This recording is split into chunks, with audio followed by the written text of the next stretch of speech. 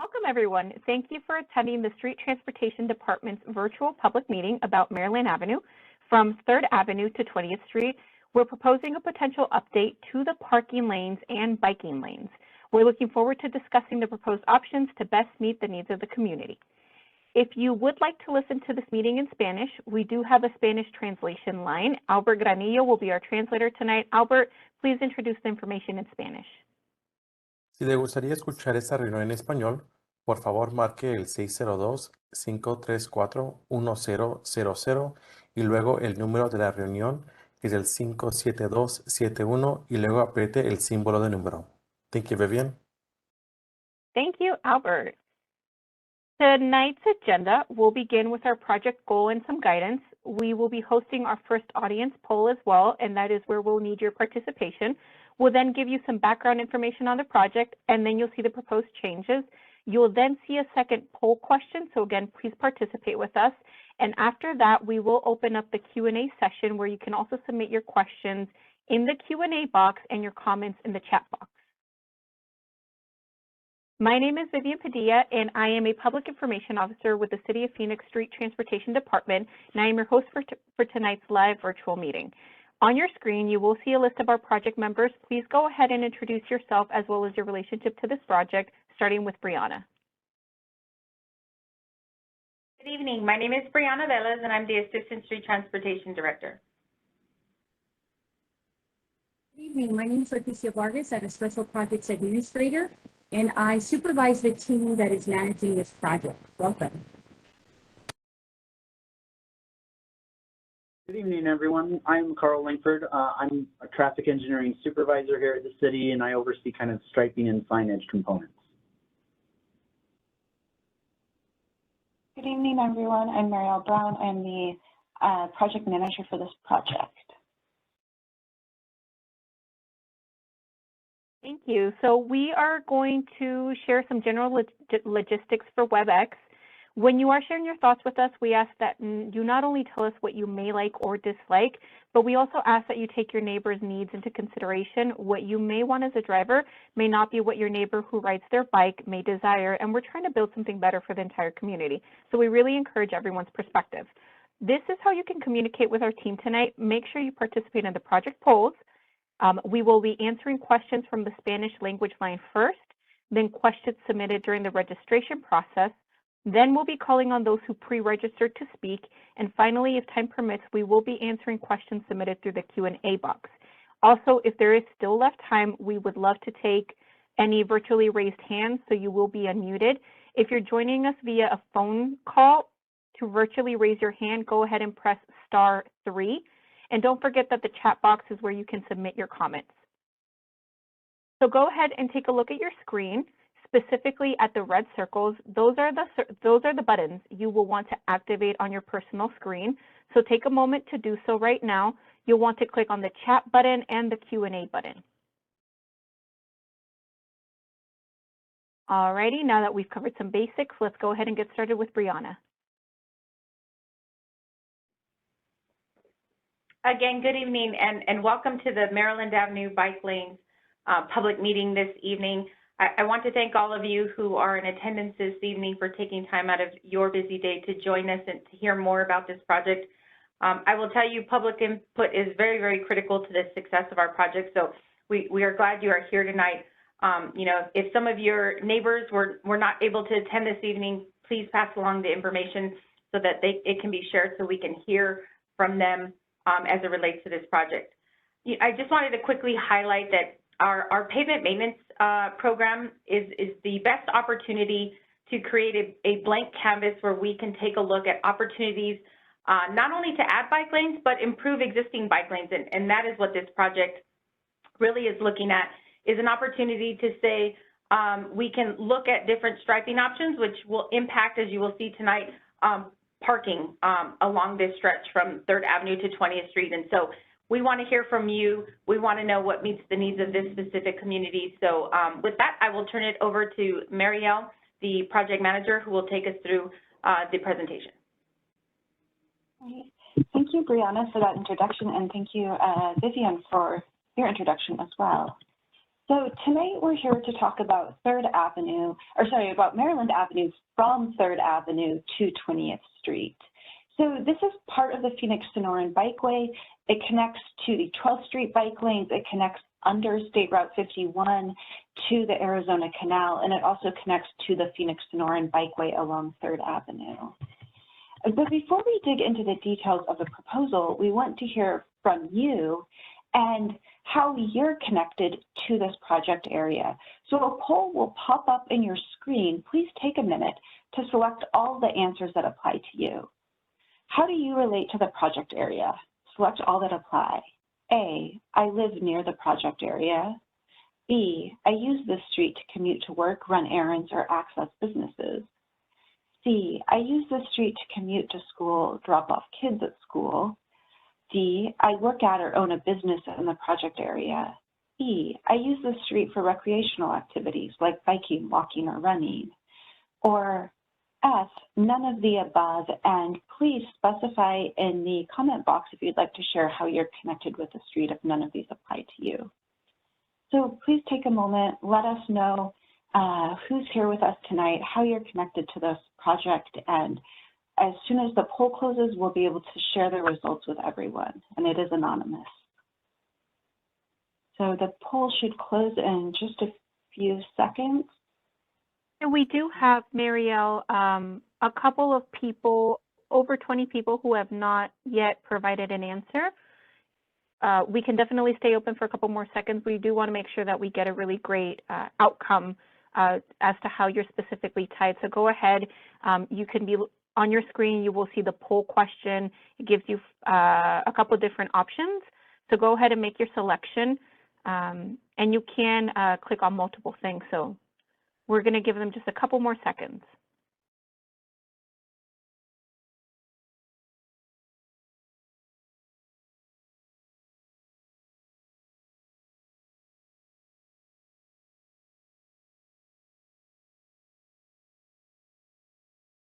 I see 2 people who are currently in progress of completing the poll. We're down to 1, so just a couple more seconds on the final person we're waiting on.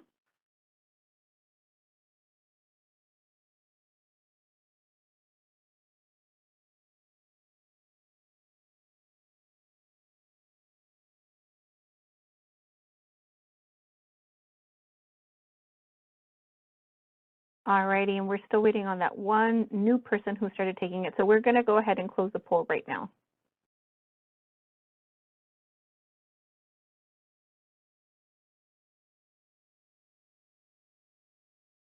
All right, thank you so much for participating in the poll. So it looks like over 70% of you live near the project area. Over 65% of the audience uses the street to commute to work, run errands, and also 53% of the people here tonight use the street for recreational activities, along with people from checking all of the other categories. So thank you so much for being here, and I expect that we will have a rich discussion tonight. So just an overview of the public engagement timeline. We're here tonight. It's June 2nd. We're having the virtual public meeting. This meeting will be recorded and available on our website for anyone who misses the meeting. Tonight, we're also launching the survey, so that will be the opportunity for you to tell us what you would like to see on the street.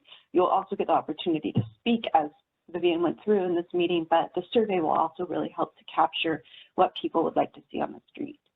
The decision will be shared once we've heard from the community and we review engineering best practices and use our design judgment of combination with what the community would like to see. And then finally, after the planned pavement project, we will make any changes to the street or stripe as is based off of what that decision is that we announced in the summer. So right now the pavement project is anticipated for summer or fall. One thing I want to be really clear on is tonight we're just talking about the striping that will go back after the pavement project is complete. The discussion we're having right now is not about the pavement project. The pavement project will go forward and the street will have refreshed pavement in the summer or fall once that project is done. So the City of Phoenix passed a complete streets policy in 2017, and it requires us to look at all modes of travel on our streets when we're designing them. So that includes walking, biking, transit, and driving. And as Brianna mentioned already, our pavement program is one of our best opportunities for doing that because it creates a blank slate for us to update or change the striping based off of what the community would like to see. And the intent of this policy is really to create a network of safe, connected, comfortable options for everyone who uses our streets. This section of 3rd Avenue is an important part of the overall Phoenix Bike Network already. It's part of the Phoenix-Sonoran Bikeway, which is one of our oldest bike routes in the city. It connects from the route along 3rd Avenue, and then it connects over to, well, the bike lanes on 12th Street, and then also over to the Arizona Canal under the freeway. So it's a very prominent part of our bike network. And here's a photo of the Sr51 Tunnel. Freeways are a barrier for people who are walking or biking because there aren't a lot of opportunities to cross under them or over them. And so the Sr51 Tunnel along Maryland Avenue is a very valuable connection in our bike network, especially because it takes you to the Arizona Canal, which is an excellent opportunity and commuting option in our network. Just to give you a background on how this project came about, the City of Phoenix staff reviews all of our streets for their pavement condition to generate recommendations for where we should pave next to make sure we have streets in good condition. Once we know where those pavement projects are, we also do a complete streets review to look at all of the ways that we could improve the striping or update the striping after the pavement project is done. If there's something that we think is viable that might create more options or make a safer street, we do a more in-depth traffic engineering study where we look at the congestion and really draw out what that striping look like to make sure we have space to fit the proposed ideas. And then for the projects that make it through that review step, we bring it to the public to hear what the community would like to see. So that's where we are tonight. We have reviewed these pavement projects. We have looked at the striping, and here we are tonight to share this with you. When we talk about bike lanes, one way of looking at them is who would be most likely to use the bike lanes. Right now, the bike lanes on 3rd Avenue allow parking during evenings and weekends. And so when you have people parked in those lanes, you're probably going to have to share it, like the bicyclists will have to move out of the lane and share the lane with cars. So really only the most assertive, comfortable bicyclists will really want to use these lanes. We're going to look at that option A tonight, which is what you currently have on Maryland Avenue. We're also going to look at option B, which expands potentially the number of people who would be interested in using the lanes because it creates a dedicated lane. So there won't be parking allowed in the bike lanes, and bicyclists that might not be comfortable sharing a lane with a car will feel comfortable having a dedicated bike lane without parking. And then finally, we'll look at option C, which is really looking at how do we get anyone who's interested in riding a bike comfortable in the bike lanes. And so that's a buffered bike lane option that offers more space between the bike lane and the moving traffic. So let's get into the options. Here's a very high-level summary, just so you can kind of see what we're looking at. Option A, which is no changes.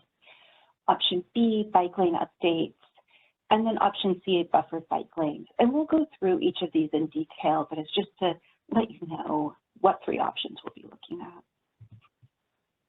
So right now, this is what we currently have on the street as the existing condition. There are bike lanes throughout this area, but as you can see, there's parking allowed in the bike lanes in certain places. So from 3rd Avenue to Central Avenue on the north side of the street, you do have parking available 24/7 and a bike lane available 24/7. But on the south side, parking is only allowed during evenings and weekends, and the bike lane is potentially blocked during this time. Then going from Central to 7th Street, it's similar, except there's no 24/7 parking. There's parking restrictions during the day on both sides. Continuing on from 7th Street to 10th Place to 12th Street, and then 12th Street to 16th Street. It's similar where we do have bike lanes. We do have parking available on one side of the street for 24 hours a day, and then on the other side of the street, we see that there's parking restrictions during certain times of the day. And then finally, from 16th to 18th Street, there's no parking allowed on the south side of the street. And on the north side of the street, there's no parking allowed for most of it, but there are about 3 houses that have parking allowed in front of them. And then from 18th to 20th Street, there are a lot of different parking conditions in this section. On the north side of the street, parking is allowed in front of about 8 lots, and then it's not allowed more to the west side of the street. On the south side of the street, there's parking allowed during times of day, but then in front of the church, there is no parking allowed. So it varies. Option B is looking at how can we add bike lanes that are available 24 hours a day while still maintaining parking wherever possible. So that was the goal with this proposal. From 3rd Avenue to 7th Street, we have the opportunity to create bike lanes that are available 24 hours a day and keep parking on the north side of the street that would be available 24 hours a day. So while it does restrict or reduce the amount of parking that's available, it does make sure that for every block, at least one side of the street has that parking available 24 hours a day. And then continuing on for option B, it's very similar with bike lanes available 24 hours a day with parking available on one side of the street 24 hours a day. So as we were drafting these proposals, we went with the side of the street that currently has 24 hours available parking. That's the side that still has parking in these proposals. If there are comments or concerns or questions or interest in swapping those sides of the street with this proposal, we're very open to that. But this is trying to keep the street as similar to what it is now while still offering that 24 hours a day bike lane. And then from 16th Street to 17th Place, we would be adding a parking lane for those houses that are there already, keeping the no parking on the south side of the street. And then from 18th to 20th Street, we would be proposing removing parking on the north side of the street, while adding 24 hours a day parking on the south side of the street. Although in front of the church, the no parking signs would remain. And then for option C, it's relatively straightforward in terms of the cross sections. In looking to add buffers, there were not opportunities to add buffered bike lanes and keep parking. And so this option C, really looks at just adding buffered bike lanes. There is no parking available, and that is consistent throughout the corridor. One thing I want to be very clear on is for each of these options, we are not looking at changing the intersections. So as you approach the major intersections, there are already parking restrictions, within 30 feet of the intersections, 50 feet of the intersections, depending on the intersection. We would keep that in place. We would also be maintaining all of the existing turn lanes at each intersection. If you would like to see the detailed view of what this looks like in our striping plans, we have uploaded the roll plots with the detailed striping plans to our website. It also has, it lays out where parking is available for the options. We have options B and C uploaded already, and we will be uploading option A next week. Typically for existing conditions, we know what the street looks like, so we are really focused on what option B and C, which are the proposed changes, may look like.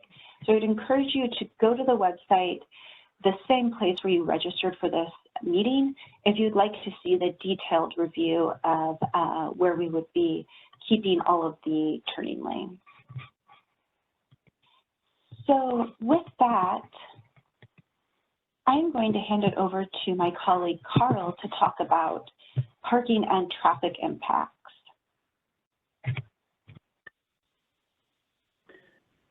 Thank you, Marielle.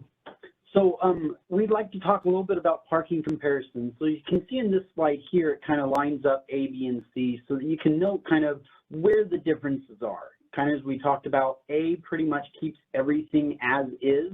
And again, these drawings are somewhat generic. You know, the turn lanes at the intersections do reduce some of the parking aspects. And there are a couple of unique locations throughout that have slightly different timing aspects. And then option B, as you can see here, generally speaking, keeps parking on one side of the road or the other, and allows basically that continuous bike lane with parking on one side of the road through there. And then option C, as you can see in this kind of comparison, it does install buffered bike lanes where possible and basically removes all the parking throughout this section.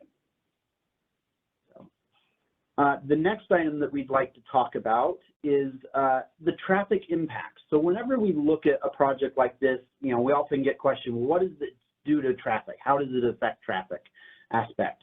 And for all the options, actually, this really has minimal to no traffic, really, impact.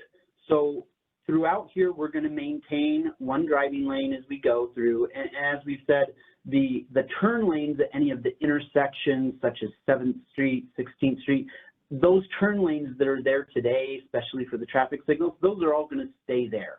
And so it won't actually impact any way in how traffic flows or the amount of time it signals people will get.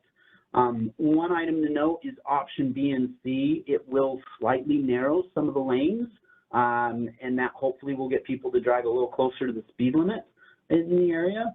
And another thing that it can do is specifically option C, is it removes a lot of the parking. It clears up some of the sight visibility that at times we hear parked cars next to driveways and stuff do create some sightline visibility concerns and make it a little more challenging to turn out into the roadway.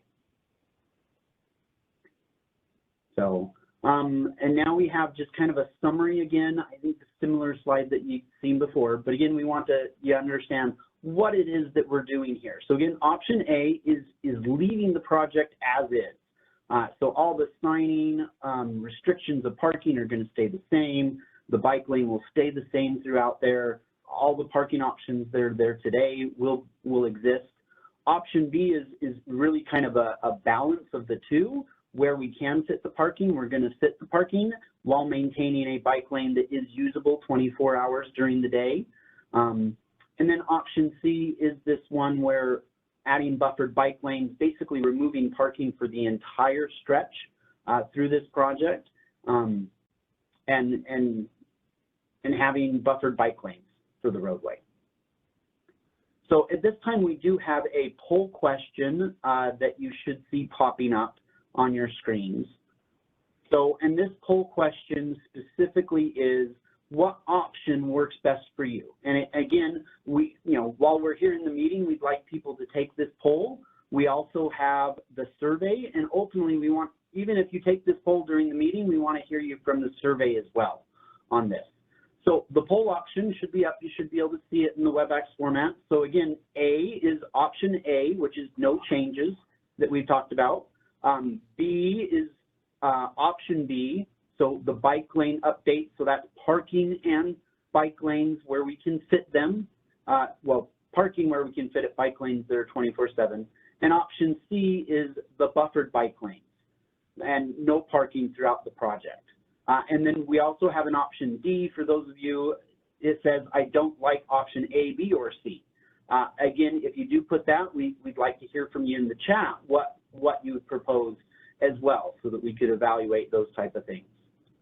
So right now, Carl, we have 11 people who are still in progress, 16 people who have not yet started the poll question. If we can go ahead and get those people who have not started to select a choice, and those who are currently in progress, go ahead and finalize your decision. As Carl said, we do have a survey. The survey has all of the details, so you will have another opportunity to really look at everything in depth and make a selection, whether you pick the same option or you change your mind. But we definitely want to try to gauge the group that is actively participating with us right now. I've got 6 more people who are still currently in progress. So go ahead and select option A, B, or C, or you can also let us know that none of these options are what you desire. And we're going to go ahead and leave it open for a couple of seconds more. I do see that a couple of you are still working through it, and we would love to hear from you. And one other thing to note, if you do select that option D, we would like to hear from you, what is some other option out there? Hopefully we've done an exhaustive evaluation of what's possible in this area, and here's the options that we came up with. Alrighty, and we're going to be closing it now, so you'll see the results in a couple of seconds.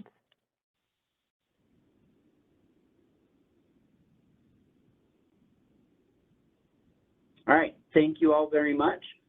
So for your information at the moment, and again, this is just this meeting. Again, we want you guys to take the survey. Option A received 18 votes. Option B has 23 votes, and option C has 27 votes. And one person did say they don't like any of these. So we appreciate your guys' feedback. Again, we'd encourage you all to make sure that you take the survey. Specifically, there's a little bit more information that you can share with us specifically on the survey. And also, if neighbors or people that are not at the meeting that you are aware of, please make sure you pass this information along. Because again, we want to know what it is the community wants out of this as well. Vivian, I believe I turn it back to you. All righty, well, we'll go ahead and see this screen. We saw that a little bit earlier. The survey is currently up on our project website. That is Phoenix.gov/streets/Maryland. It will be open up until June 19th, so go ahead and take that. The decision will be made in this summer, and the paving will actually happen either in late summer or in the fall of this year.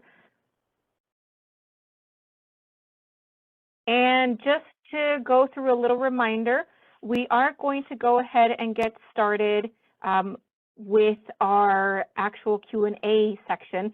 A friendly reminder, questions go in the Q&A box. Comments can be submitted using the chat box. Again, there's that link for the survey. And if you need to contact the project manager, or if you want to submit any questions or comments, go ahead and email us at bike@phoenix.gov. Please be aware, though, that this was unknown to us when this meeting was planned. Earlier today, the city did schedule system maintenance on the city website, meaning that for a short period of time beginning at around 8 p.m. tonight, the website may be unavailable. The survey is up now, and it will continue to be available for weeks, but we do thank you for understanding, and we do apologize for this issue, but it will still be available once the system maintenance is completed. And we can go ahead and move over to the next slide. So on your screen, you'll see the order of how we'll answer questions. So let's go ahead and get started. We do ask, though, that if you are speaking, you limit your questions to 2 minutes, just so that we can get through to everyone. You will see a timer at the bottom of the screen, and that will help guide you. So let's go ahead and start with Spanish language line questions. Are there any, Albert? Vivian, there are no questions at this moment. Alrighty. So we did also receive several comments from community members who could not attend tonight's meeting, including Chick H, Brad L, Joseph M, Matt B, Sharon M, Mark B, and Marianne P. Your comments have been saved along with everyone else's comments who pre-registered and shared their thoughts, or those who have shared their thoughts with us in the chat box. This information is being submitted into the official record, and it will be shared with the project team during the evaluation process. So now we will go ahead and answer questions that were pre-submitted to the team.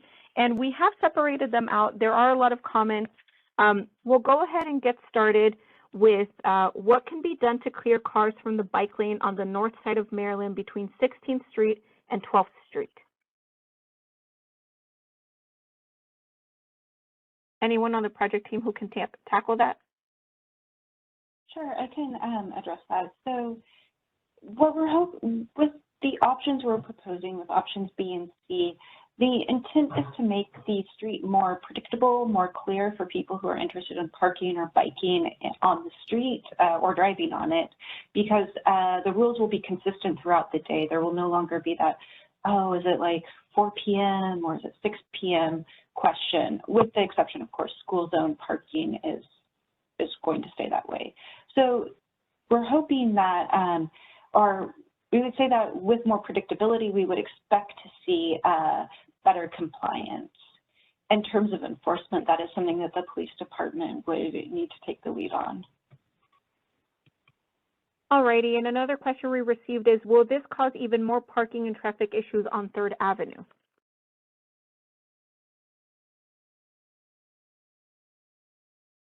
So I can answer that question.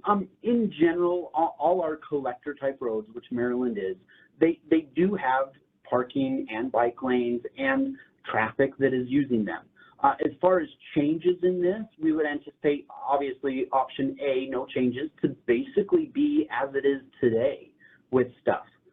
Option B and C, anticipation is just because it's going to be more continuous throughout, that likelihood traffic general flow should be improved a little bit, simply because it's going to be more predictable and things of that nature.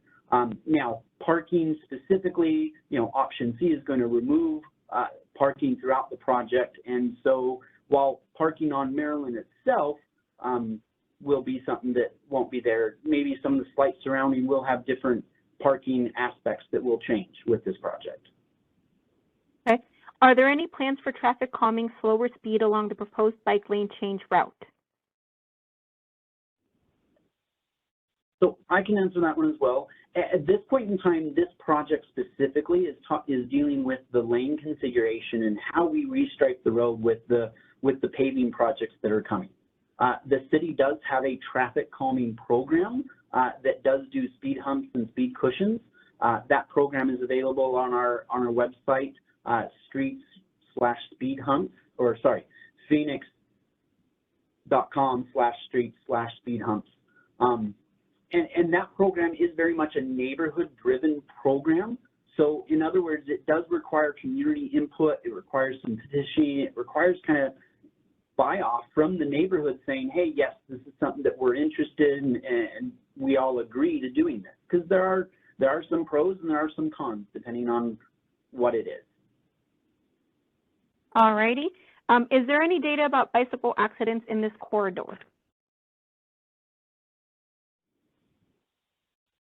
So we do have some collision data for bicyclists in here. I don't have it right in front of me at the moment. We can get that on the website if need be as well. From my recollection, it does not jump out as anything extraordinary as far as collision aspects compared to typical collector streets such as Maryland is. Okay. This question we wouldn't have access to, but maybe this is something that you can touch on, Brianna. We did receive a couple of comments about police enforcement, people wanting to know how many calls have been made regarding police enforcement, what can be done about enforcing the no parking in the area. Can you provide a little bit more information about that? Yes, Vivian, thank you. Like you mentioned, right, we don't have access to how many enforcement calls the police department has received.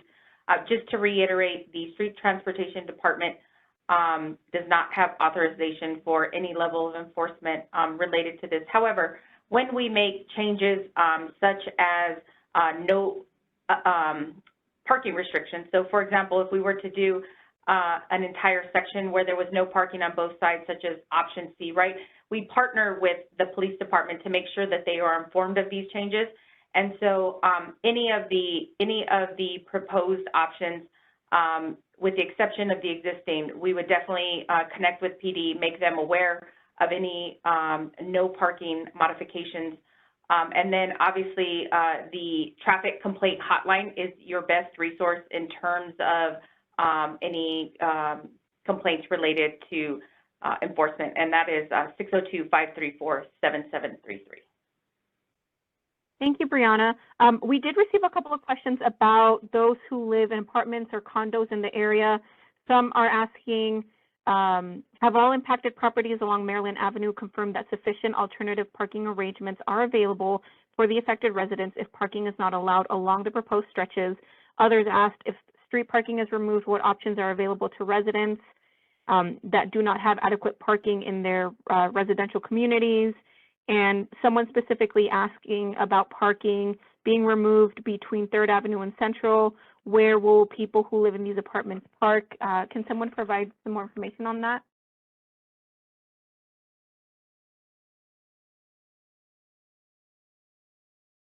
I can take that one. As far as the city street goes, the city street is public right away. A lot of times the collector streets, such as Maryland, has parking in places, doesn't in other locations. And so if we do move to an option B or C, again, that's city public parking aspects. As far as outreach to specifically the neighborhoods and more specifically the apartment complexes, they have received the outreach that pretty much all of you have received for coming to this meeting specifically. You know, and again, public parking, all city streets are public parking in an aspect. It's not like somebody that lives anywhere throughout the city can say, this is my parking in front of my house. You own your house property, but the city right away is owned by the public, and it is allowed that parking is available for the public.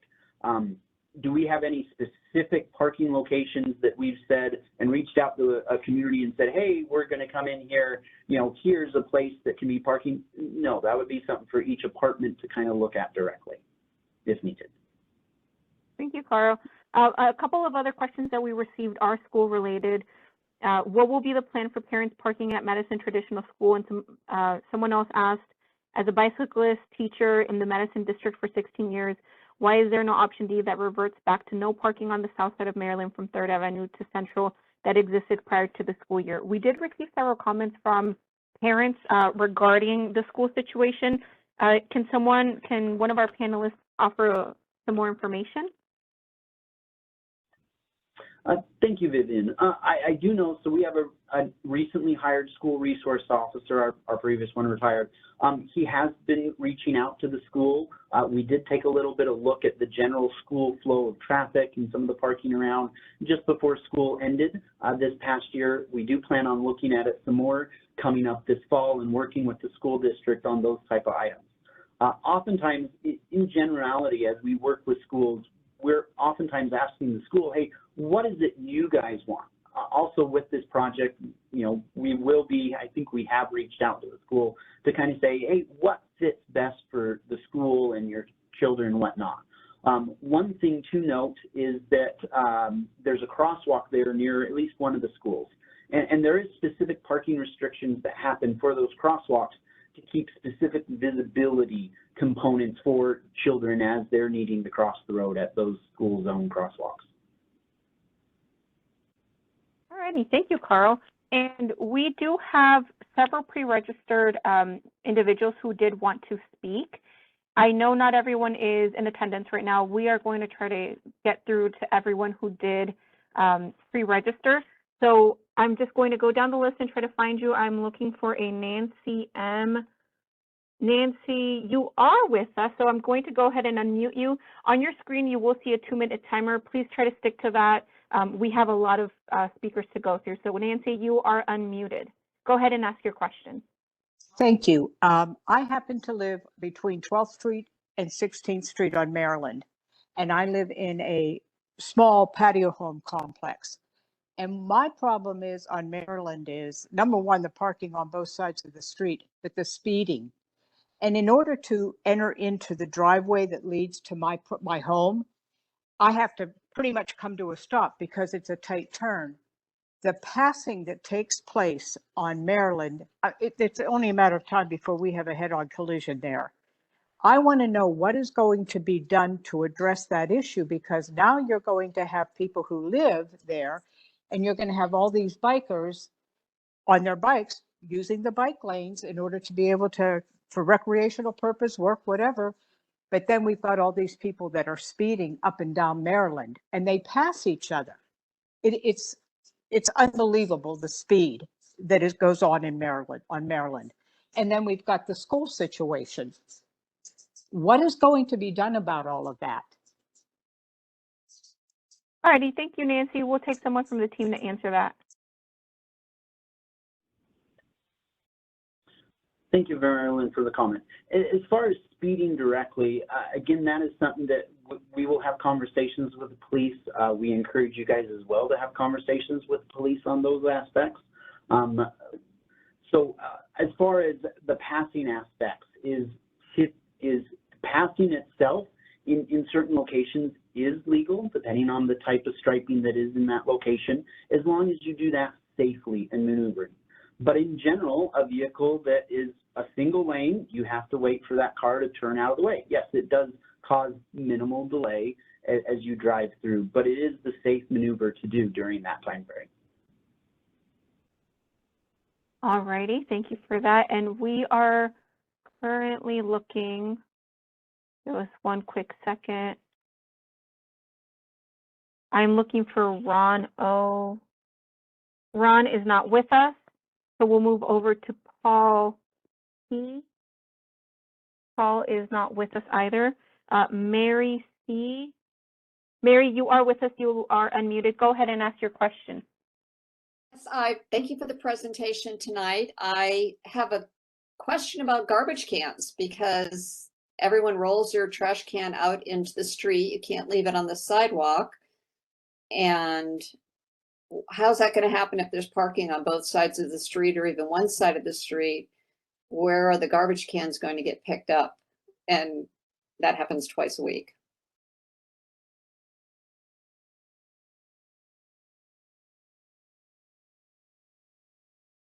Someone who can answer that question? Yeah, I can take that question. So for this project, we're looking at changing the existing striping. Just as today, the trash cans have to be put, kind of where the parking and the bike lanes are, that will have to happen in the future. In terms of the city streets, it's a narrow right-of-way with lots of uses, as we've been talking about tonight. And while we can change the striping to offer a more consistent, predictable, or look at the options to see if people are interested in more consistent, predictable bike lanes or not, we can't interrupt the city services, the trash pickup. Alrighty, thank you, Marielle. For option C, there would be dedicated space in the buffers. Thank you, Marielle. Just a friendly reminder, if you go ahead and open your chat box, we did include a couple of links to the project website, to our traffic calming website, which can teach you a little bit more about the traffic calming options we have. Also, the link to the school safety and resources that we've got. And then also you will see the phone number to call if you do encounter speeding or traffic issues in your neighborhood. So go ahead and open that chat box. Moving right along, Linda R., I see you're with us. You are unmuted. Go ahead and ask your question. Hi there. I don't really have a question, just a comment. And thank you so much for putting this together and for the opportunity to speak. The Sonoran Bikeway is just super special, and it's such a great project. And it really isn't honored in this stretch of Maryland Avenue. I live at 1530 East Maryland, and I walk it and bike it and drive, and it's dangerous. It's just plain dangerous. And so it's really exciting to think that there is a future that it might be safe to use this part of the road. Again, thanks very much for doing this. And that's it. Thank you.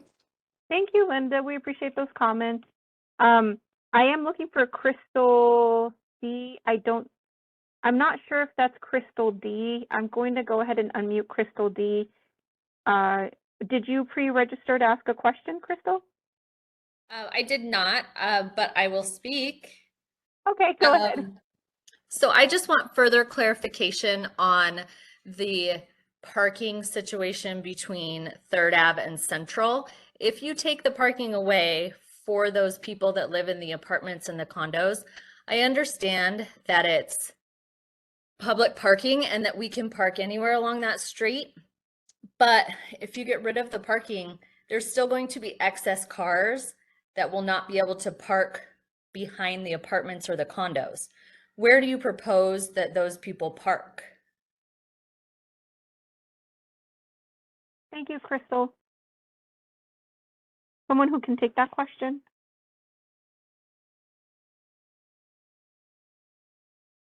Thank you, Crystal, for the question. As far as specifically creating parking for, say, an apartment or something that doesn't feel they have the appropriate parking on site for them, that is not something that this project specifically is doing with anything.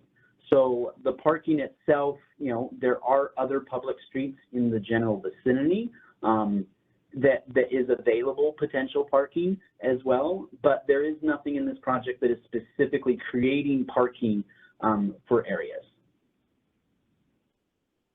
Thanks, Carl. Larry M., Raymond H., Michael B. are not logged in, but Sarah E. is. You are unmuted.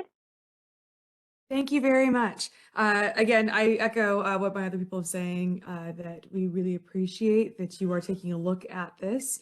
And of the things that I'm interested in are obviously how are we going to enforce parking if you do determine to keep the parking.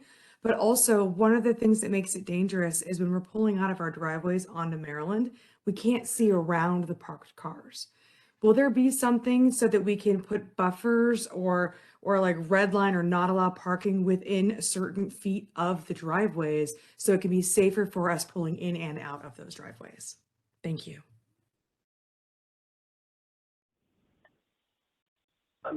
Thank you for the question. I can address that. So as far as specifically, there is basically, you know, law that says such as fire hydrants you can't park next to, you can't park in front of a driveway. As far as the specific distance from a driveway, there is no law directly related to that. Someone talked about maybe painting a curb or whatnot. That is something the city reserves for the downtown specific area where there is very heavy parking demand and whatnot. Unfortunately, the city doesn't have resources to do it throughout the city aspects. Similarly related, we do have a neighborhood parking specialist, and there is opportunity for parking concerns specific with properties. It is not just your property itself, it's potentially other properties next to you that you do need to work as a community to talk about and say, hey, can we modify some of the parking aspects? So that is something that is available, but again, that typically impacts quite a bit as it typically will happen from a corner that moves through. Alrighty, thank you. And I am going to be unmuting Richard R. I see that you are with us. Go ahead and ask your question. Yes, I was concerned with the C option, and as I'm one for that because the amount of traffic going there and the pace of the speed that it's going down. And trying to get that addressed in any way possible and making it safer for safer for the bicyclist. I'm for that. So I guess it's more of a comment than a question. Thank you for that. We will move over. Sean G is not online. Kevin S is not online. I do see Livia V. Let me go ahead and unmute you and go ahead and ask your question. Hi, Livia, you are unmuted. You can ask your question. Hi, can you hear me? Yeah, we can hear you. Well, basically, my main concern is about the parking, like this totally disappearing, like not able to park. I'm currently on a condominium there, and most of the owners, we only have one parking space. So right now with the economy, with everything going up in prices, we do need 2 persons in the condominium, or people that are renting there as well. So we need the extra parking space. So do we have, I mean, as part of the options in here, I see 18 people opted for option A, 23 for option B, 27 for option C. Would that be the final decision, or the people that weren't able to attend the meeting, would they be able to vote online or in any other website?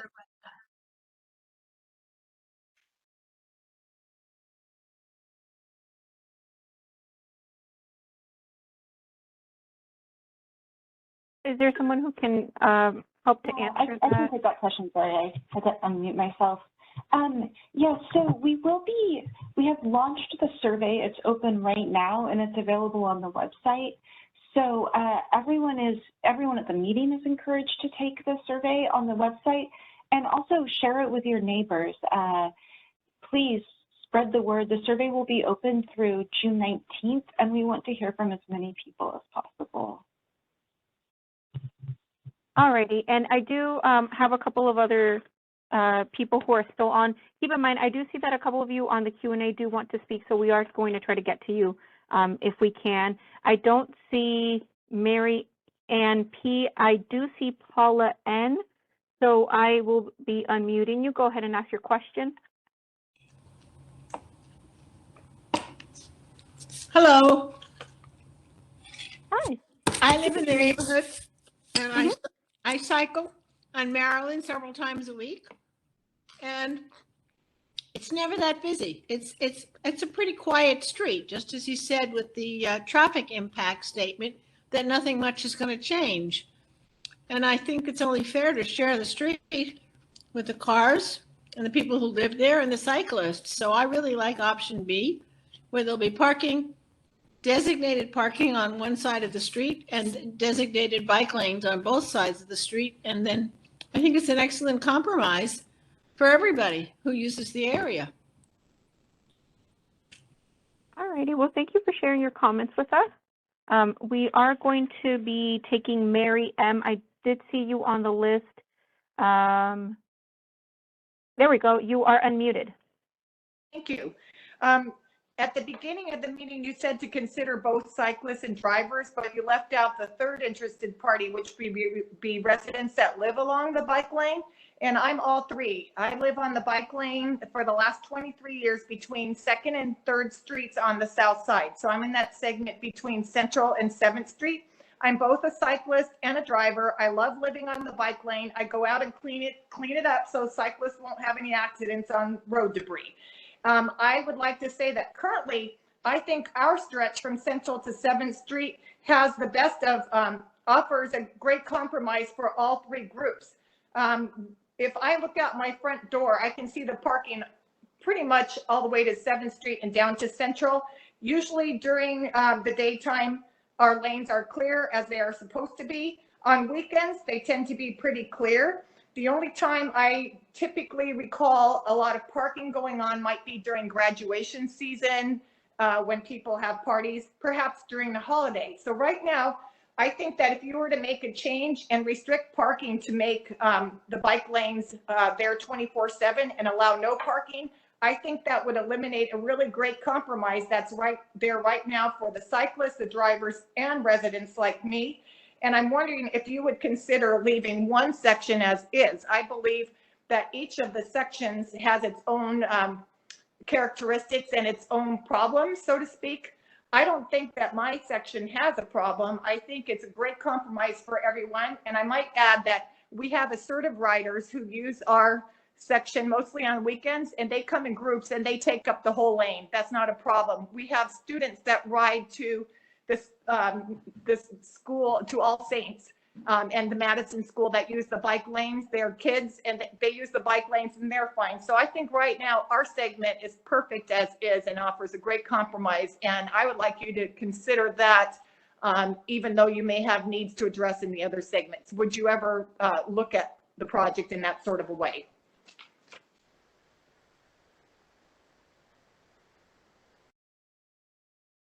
I can answer that question about whether or not we would look at it in a segmented way. Ideally, you know, we're looking at one option across that's continuous across the whole segment. So, you know, if we're going to offer 24/7 bike lanes in one section, we want to do that throughout the whole section just for predictability, and the same thing would be in terms of parking regulations. That being said, within each of the options, there might be a little bit of opportunity to say, oh, well, you know, on the options that keep parking, oh, we put the parking on one side of the street or the other, or make small changes. But we are looking for kind of that similar thematic, predictable approach throughout the whole street. Thanks, Marielle. And just, we do have several more comments to go through. I appreciate everyone's time and patience. April S., you are unmuted. Go ahead and ask your question.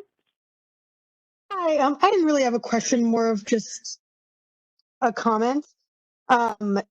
Is that I live on the street and I walk my two babies in a stroller down the street, and I really like option C, because we find that even with the option as we have it right now on the street that has some parking, folks from the restaurant, we live on the part of the street that has the rookery, folks from the restaurant disobey those no parking signs anyways and park there because they see like part of it says you can park and part of it says you can't, and people get confused.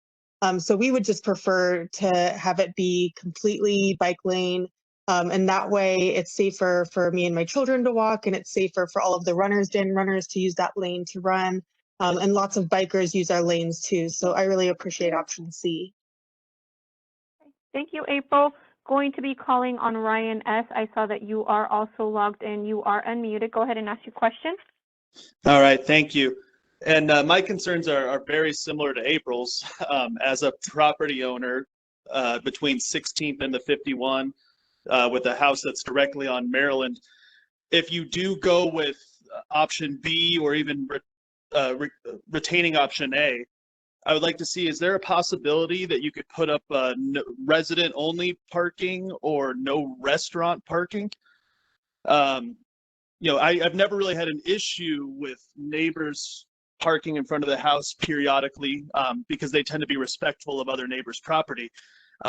Whereas drunken restaurant patrons that are just looking to avoid tipping a valet person, you know, they tend to leave cigarette butts and trash. And we've had cars park up on our irrigation berm, which for those of you in the neighborhood that have irrigation, you know that that is key to being able to retain that water in your yard and actually allow to be able to water your yard. I'd really prefer, I mean, personally, I love option C. I want to be respectful to those communities between, you know, specifically 12th Street and 7th Street. I know there's a lot of condos that don't have parking. So, you know, I want to be respectful of their needs, but at the same point, I just want to make sure that if we make a decision that opens up parking, it doesn't just open up more of these, you know, restaurant patrons really kind of destroying the neighborhood for everybody else. Thank you for the question. So there is a program in the city called a resident parking permit program. It is rather, it is a somewhat complex program aspect in the fact that you do need to figure out, is there really a demand? So we go out and we evaluate the street, determine how much parking is in the parking area. We actually look at license plates and determine, okay, how much of this parking is people that live in the area versus actual parking that's kind of visiting, say a restaurant or a school or something of that nature.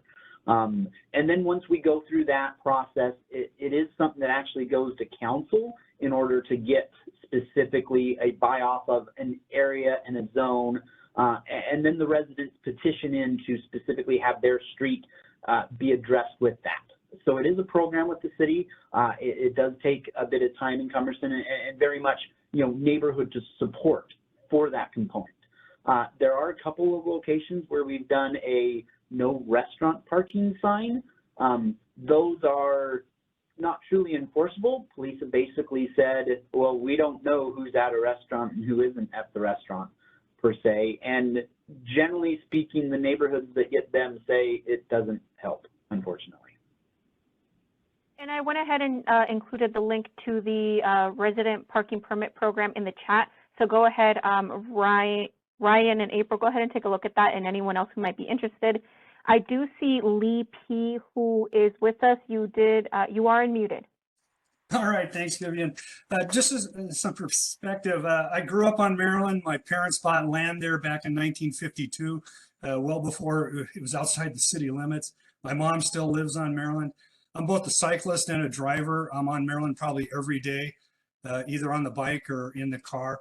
I bike all over town. I appreciate what the city of Phoenix is doing. I think the bike infrastructure is really improved. I've never been able to understand riding in a bike lane, allowing cars to park in it. It forces you to swing out into traffic, into the lane. I think it's an unsafe situation for both the cyclist and the driver. So I fully support, option C. I think the places I've biked, like Indian School to Osborne, it's a separate buffered bike lane with pylons. You definitely feel safe. I tend to agree with Carl. I think the narrowing of the street is going to calm the traffic. It's probably going to be slower. I think it's a win for everybody.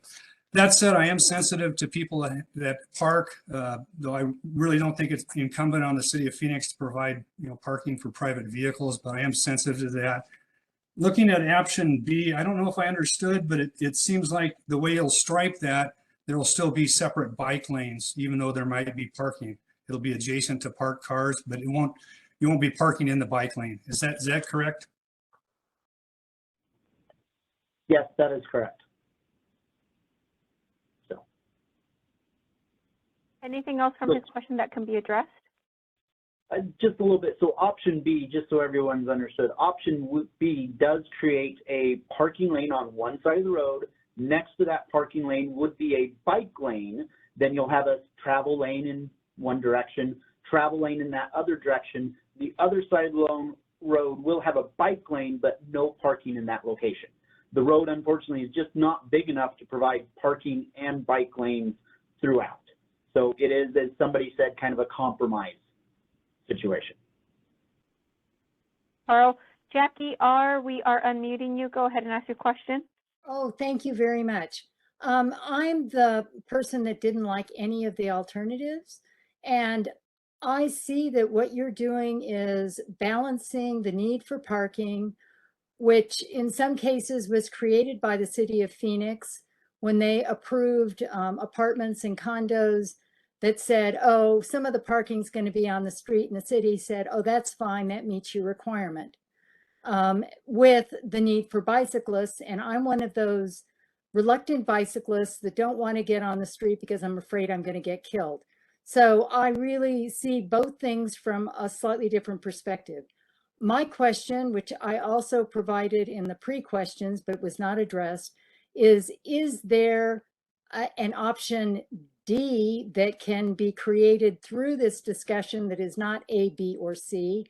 And also, is there an email address where we can send our plan D, which is if we don't really like any of the above? Thank you, Jackie. The email address is the one that we shared earlier, and it is also on the project website. Project website is Phoenix.gov/streets/Maryland. It's also in the chat box, and the email address is bike@Phoenix.gov. I'll go ahead and put that in the chat box as well. Thank you for your question. I don't see Alana S, but I do see Andrew O. Or actually, was there another part of her question that we need to address? Jackie's question, I want to make sure we don't skip over that. We're certainly open to an option D. If you have an idea that you want to bring forward, please reach out at bike@Phoenix.gov. I will be answering that email. And, we've looked at what we thought were all the available options, but if you see other options, please let us know. Marielle, so Alana S is not logged in, but Andrew O, you are next up on the list. You are unmuted. Go ahead and ask your question. I want to thank you for the meeting. I know this question has been brought up before, but I want to add to it. I live in a condo complex. There's 12 units, there's 12 parking spots. There are multiple people with cars. You have stated that it's not the city's responsibility to find parking spaces for the other 12 cars just in our unit alone. So I don't see how the city can't be, concerned about that because there's condo complexes and apartment complexes all the way from 7th Avenue to Central So then we can't really park on the north side of 3rd Avenue. The south side is, you know, residential suburban, they'll be inundated with cars parked there. Also, what about delivery vans? You know, Amazon and whatnot, or working, where do, you know, like Cox, if they need to make at one of the, they have an appointment at one of the condo complexes, where are they supposed to park? Because the parking lots that are provided are small enough. They can't have trucks blocking, you know, residents' cars. So I'm just wondering what you would do about that.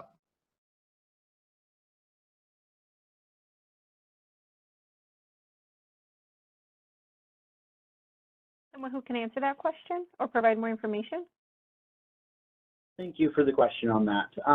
As far as deliveries and things of that nature, oftentimes we do see, while not necessarily legal per se, is we do see those type of vehicles that are going to be there short term, park in bike lanes, depending on locations in the city. We see them park in sidewalks. Now, again, not legal.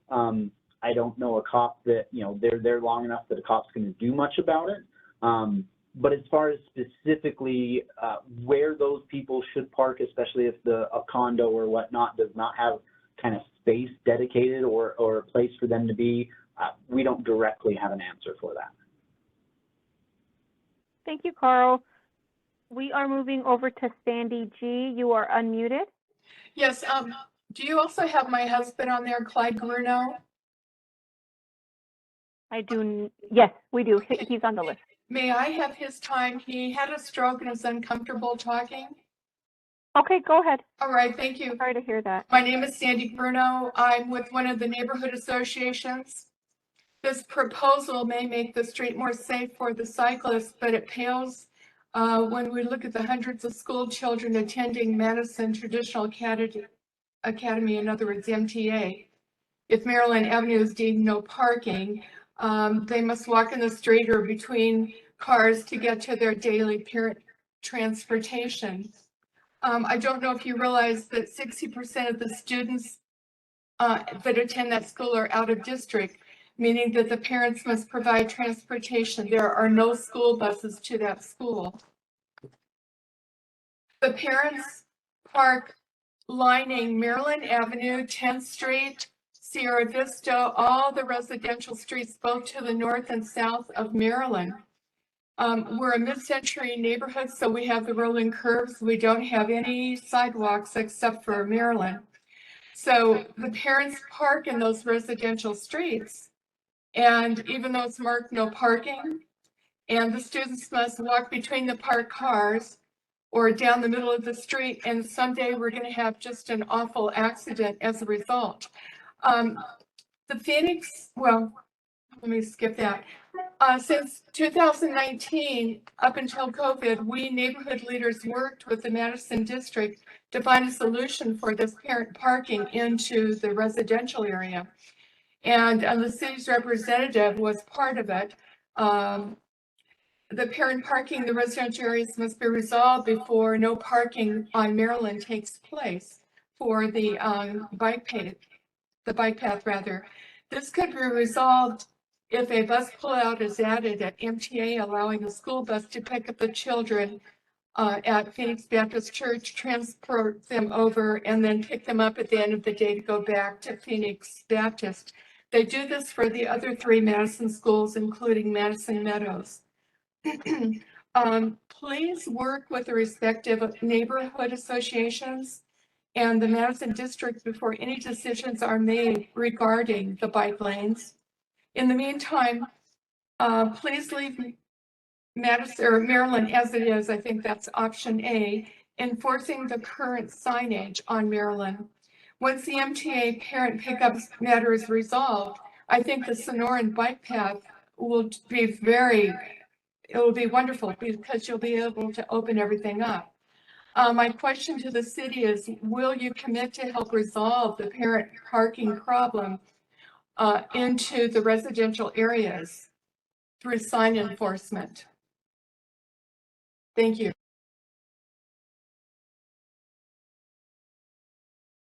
So I can answer that question specifically regarding parking, say in the neighborhoods to the south or other things. There are opportunities for us to do different types of signage that does restrict parking. Now, again, there isn't signage that says, hey, school parent dropping off, you can't park here, but if you live here, you can park here. That signing can't really exist. Police are like, I don't know who's who type aspect. So, but there are other signage such as during school time of day and things of those nature. That is something that we can work with communities with. We do have programs that does require neighborhoods to work together and with their neighbors. We can't necessarily go from just one house to the other. It does need to be continuous through there. So that is something we can easily do. We have a neighborhood specialist that deals with parking directly. We also have a school specialist that I know has been working directly with this school. And so we do want to be part of that communication and solution for everything. Now, some of the challenges are there is limited space overall to the area. And that does create challenges, but we'll definitely work with you to create as best a solution as possible. Thanks, Carl. We are unmuting Dave T. Go ahead and ask your question. Hello, everybody. So it seems to me, I sympathize with the loss of parking. That seems to be the major negative. I just want to call out that option A seems to be presented a lot as a no changes option. But really, I think since we're making a decision, I don't think it's helpful to think of it as no changes and just that it's the decision to prioritize on-street parking. And I think that it's kind of equivalent to if there were bike lanes already that you could use 24/7, and then enough people said we want on-street parking, and the city said, okay, we're gonna endanger cyclists and make it less comfortable for cyclists for the convenience of you people. I think that's equivalent. And so I'm almost, I guess, why is A even an option given the streets having their road safety action plan? It's sort of presented like it's a compromise between parking and safety. But so I guess my question is, yeah, how are you how's the streets department reconciling having Vision Zero, committing to safety, but then putting options that say, actually, we're going to compromise if people want parking more? Thanks. Thanks, Dave. Someone on our project team can address that. Thank you for the question. Yes, we are moving forward with a road safety action plan component, and that is something that we are working with. In the same sense, we recognize that we do have to work in and around communities and items of that nature.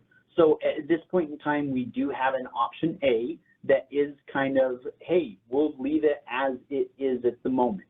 We are bringing forth this project to the community to kind of help see what is the community input and what not. And with that, we will take the community input, we will take design considerations and everything, and look at all of those holistically to come up with what is the best option there.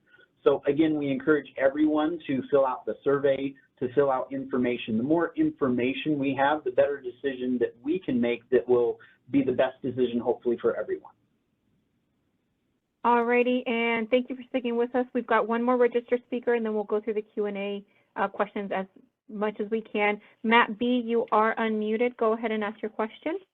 Thank you so much for the opportunity to speak. I really appreciate it, Vivian and Marielle and Carl and everyone. I should say first, as a disclosure, I'm probably unique. I live on Maryland. I do not park on Maryland, and I use it for jogging and biking. I think maybe it's a comment and then one question. I think at the start of the meeting, someone said, and I wish I had written down their name, sort of got to think about different perspectives, different people in the community. And I guess when I look at the three options, it seems like, well, it would be fair for bikers to say, well, option A doesn't consider them, and it would be fair for some residents in certain areas to say, well, option C doesn't consider them. And so it seems like, I guess option B does seem like the the compromise that is balancing different interests in the community. And so I wanted to just, I guess, highlight that. Mariel mentioned also that talking about the north side of Maryland, I want to specifically talk between Central and 3rd Avenue, because they're all different sections with different needs. The north side of Maryland between Central and 3rd Avenue is somewhat unique in the sense that you have both on-street parking there and you already have a dedicated bike lane. So I think given the high density nature of that area, I hope that and as someone who uses that bike lane, I hope that there can be a look at how do we keep parking on the north side of Maryland, given that there's already a 24/7 dedicated bike lane there. And I guess my question in this is sort of like, and if you had parking not on the south side, you already have a bike lane there, so that kind of solves it in that area. My question is, like, there's about 30 residents that park in that area overnight most nights. And so, I know Carl said, we want to think about this holistically. And if we're going to think holistically, we have to take into account, I guess, their concerns. And my question is, like, have you considered that removing all parking is effectively removing like 30 units of housing that is essentially a type of affordable housing? Because you've got 2 working adults in a 2-bedroom, and if one of them can't park in the neighborhood anymore, presumably that housing arrangement no longer works for them due to decisions made about, the layout of Phoenix going back to World War II, that a car is just required. So how do we balance keeping some sort of this market rate affordable housing between Central and 3rd Avenue against, wanting to have space for bikes and stuff?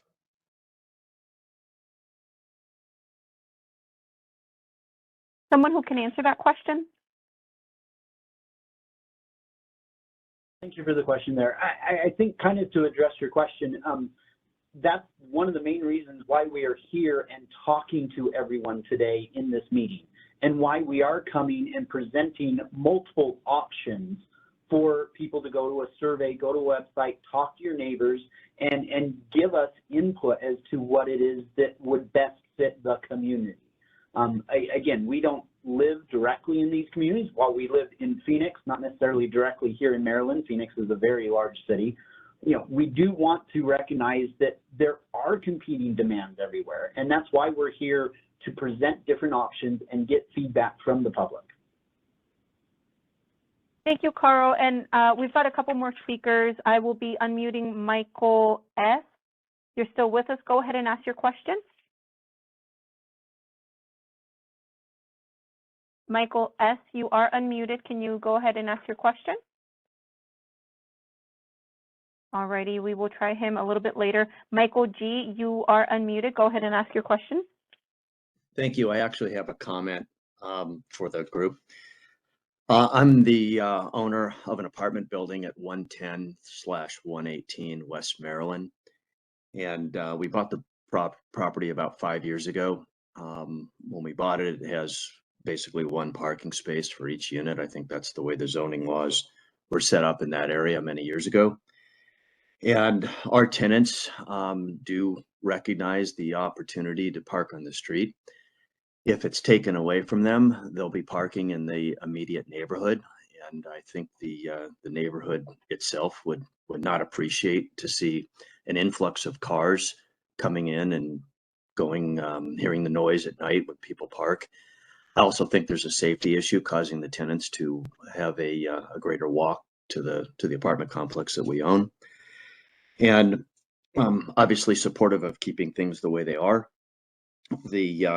When Carl, when the apartment complex was mentioned to Carl, he said, I think, hey, the street is a public right of way. And that's a public right of way, not only for bikers, but I think also for apartment, users in the area. It's for the public. And I think we need a balance, not just to give the public, a biking public, but the public to be an apartment user and biking public. There's currently a bike lane there. It seems to work, at least on the north side of Maryland in front of our complex. And I'm very supportive of keeping the status quo at that location. Thank you.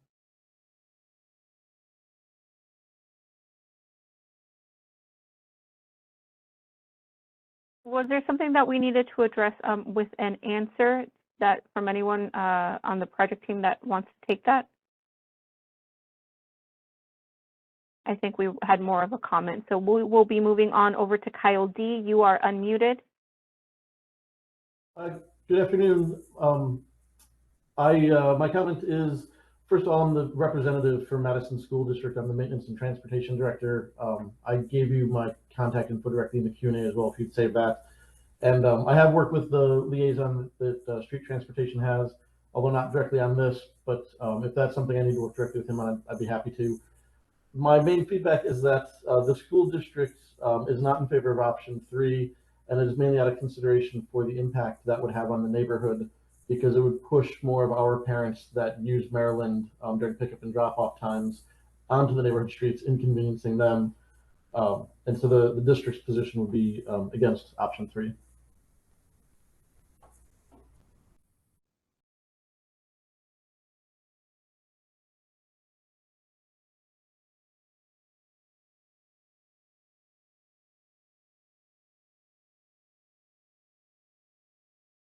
Vivian, you were muted there.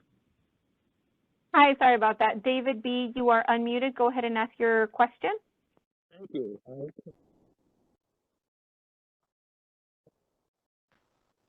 David, we can't hear you anymore. Go ahead and try asking your question again.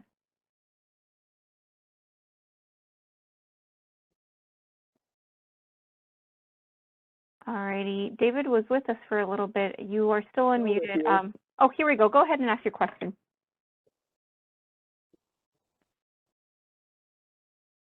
I think we're having audio issues. I can try circling back. So we are going to go ahead and try to get through some of these Q&A questions.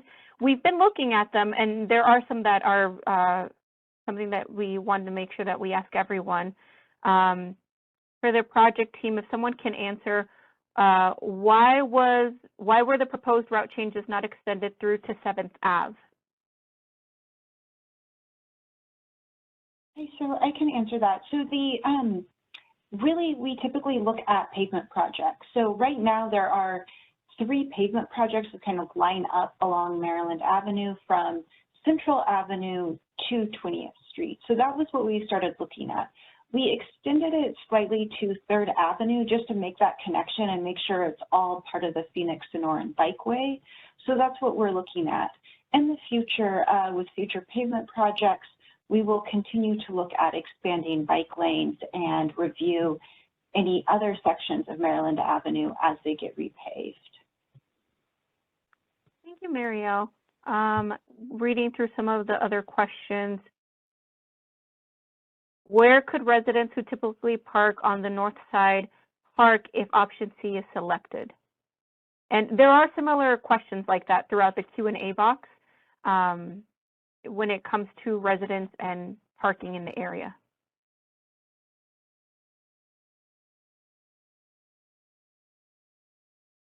So I can address that. As we said, the street is public right away. And so it is for, as somebody stated, public use. Right now, there is some parking allowed on that. If it does move to option C, all of the streets in Phoenix are public right away. There are other streets in the general area that are allowed for parking. But as for specifically, would the city work directly with communities or condominiums or whatnot and try to find a location for parking specifically? That's not something that the city specifically would do and not part of this project. And also, we are reading through, like I said, there are a lot of similar questions that relate to residents and having concerns as to where they would park or their guests would park. So just know that we are aware of all of these questions. Someone else is asking, why is Maryland Avenue east of 16th Street still classified as a collector street? I can answer that question. So a collector street system typically is a road that does tie into, say, your major arterial streets. We call it a collector because it's intended to collect residents or communities from the local streets and kind of take them to the other. One of the reasons it is kind of connected through the collector is because specifically the freeway comes through there and blocks vehicular traffic, but there is that tunnel there through the 51 that does make that connection specifically for bikes or pedestrians. And so because of that unique connection aspect, it is still classified as a collector street through that area. Thanks, Carl. Going through other questions, several individuals who have concerns about the school, they're sharing that getting rid of parking might be very difficult. Other questions or comments are about excessive speeding, some claiming that people are still driving well above the speed limit. Go ahead and go into our chat box. We did include information about traffic calming. You'll find more information there as to what you can do and what the city offers. Going through some of these other questions, give us just one moment. We want to make sure that we address everything. So someone else is asking, which we had mentioned earlier, option A is not good as currently the parking restrictions are not enforced. If we keep option A, will the restrictions be enforced? So I can address that one. As we explained earlier, we are the Street Transportation Department. We are not directly the Police Department. Police Department is the one that needs to do enforcement of those type of things. There is a traffic complaint hotline, and we added it to the chat earlier. And that would be the best way to reach out to police to say, hey, we need to do this. You know, can you guys please do enforcement in those type of natures? As we have done community meetings before in the past, the police do reference that the more they hear comments, the more they're able to focus on those type of areas. So we would encourage you to make that comment.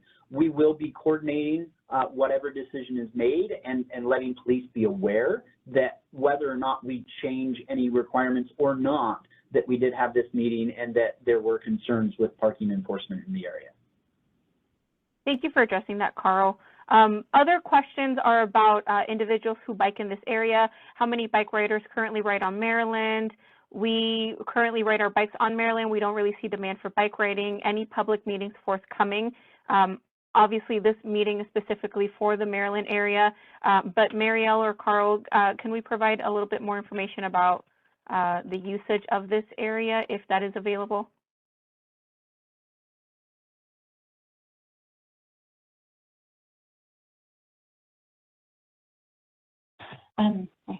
So we don't have bike counts on the street. We do have a bike count program, but we're typically looking at our before and after projects for bike counts. But we do hear consistently from people that they're interested in biking along the street. This is part of the Phoenix-Sonoran Bikeway, which is one of our major bike routes. And it is, again, a connection to under the freeway that takes people to the Arizona Canal, and then also the Phoenix Mountain Preserve as well. So we know that there is a lot of interest. We do know that people are biking here, and that's why we're bringing this proposal forward to see if there's interest in maybe updating the bike lanes and seeing if more people would be interested in updated bike lanes. Thank you, Marielle. Some of the comments that we're reading, A. Castello asked if we could poll the group again. That's why we have the survey now that we've presented everything, so that you have the time to really look at the details. Again, in the survey, you can add comments. It gives you a better space to communicate in long form, so go ahead and take that survey.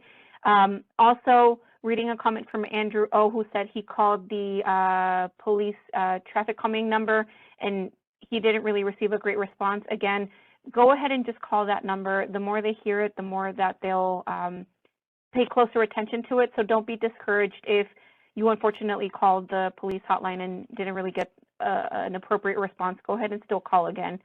We will be unmuting, I believe it is Michael S. I know you were having audio issues, so you should be able to speak with us now.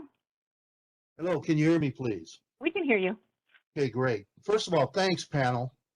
And I'd like to thank the city peeps for the job that you guys do. What a wonderful process to be heard.